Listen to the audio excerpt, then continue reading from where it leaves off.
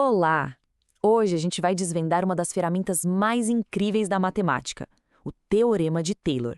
Mas calma, não se assuste com o nome. Pense nisso não como uma fórmula de outro mundo, mas como um truque genial que transforma o complicado em algo surpreendentemente simples. Já parou para pensar nisso? Como é que uma calculadora consegue cuspir em um piscar de olhos a raiz quadrada de 4,1? Ou o cosseno de um ângulo todo quebrado? Não tem um dicionário gigante de todos os números do universo ali dentro. O segredo é uma ideia matemática super elegante e é essa ideia que a gente vai investigar agora. Então, vamos começar a nossa expedição. Bora descobrir qual é o segredo por trás da cortina.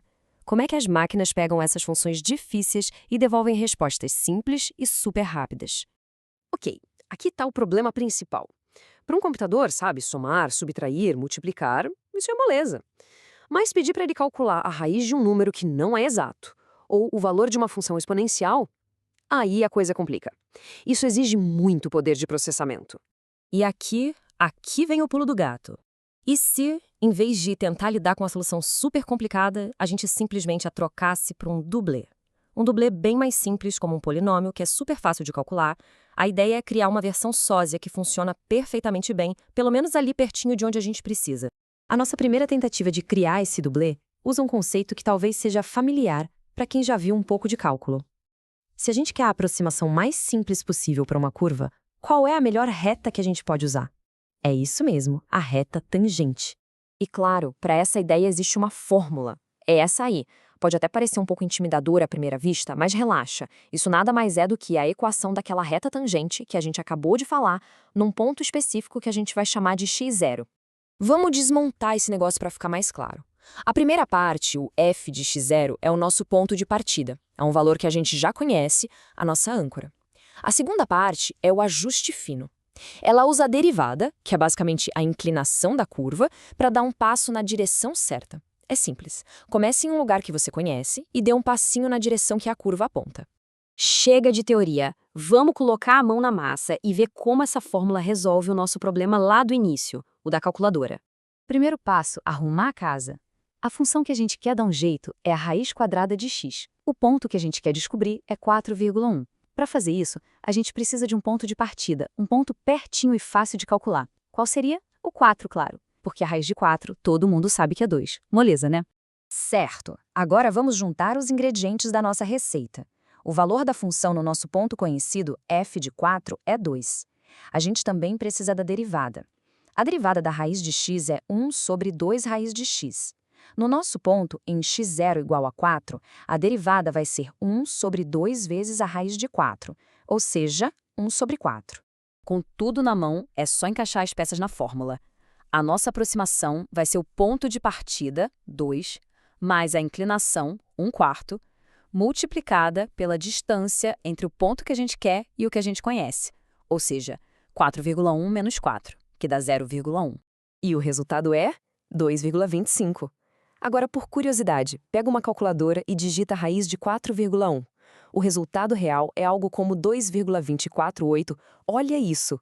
A nossa aproximação com uma simples linha reta chegou ridiculamente perto. É impressionante, né? Chegar perto com uma reta já foi ótimo. Mas a função original não é uma reta, ela é uma curva. Então, será que dá para fazer ainda melhor? Com certeza dá.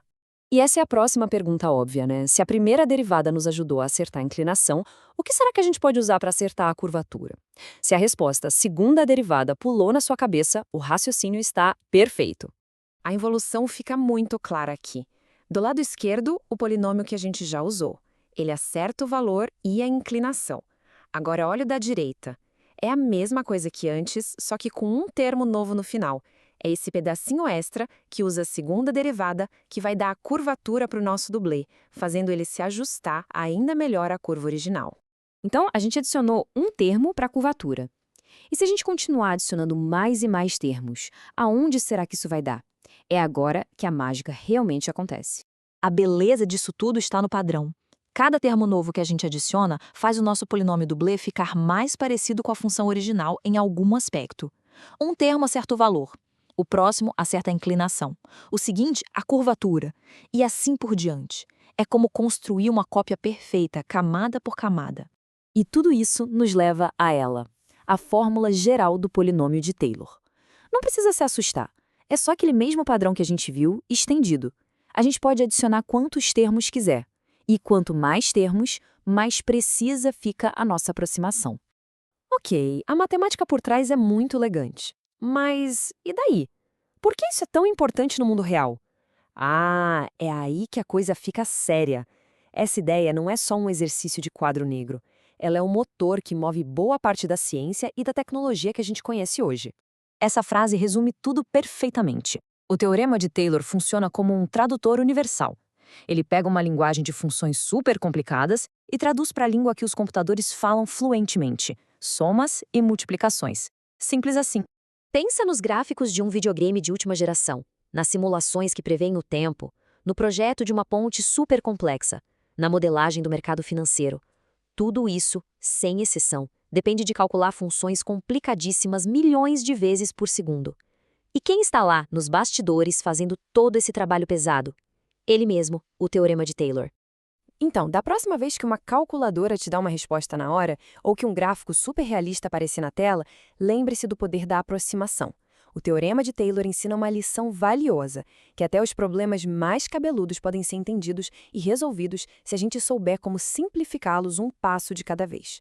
A pergunta que fica no ar é: que outro problema complexo do mundo poderia ser simplificado com essa mesma abordagem?